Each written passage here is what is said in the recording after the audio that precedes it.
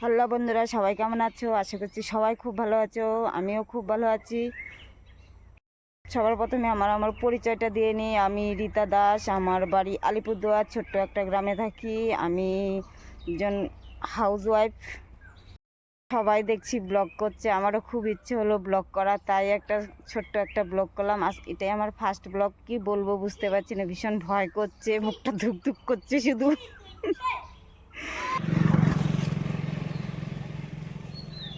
সবুজ মাঠ, শুধু সবুজ মাঠ, কত সুন্দর দেখো। চলে আসছি, দেখো বাড়ির সামনে একদম রাস্তার সাইডে। এতক্ষণ জমিতে ছিলাম, জমি থেকে চলে আসছি।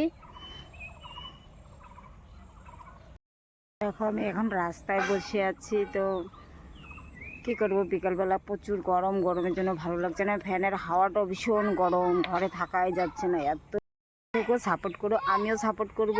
তোমরা ভালোবাসলে আমিও ভালোবাসা দেবো। ভিডিওটা ভালো লাগলে লাইক, কমেন্ট, শেয়ার করো প্লিজ।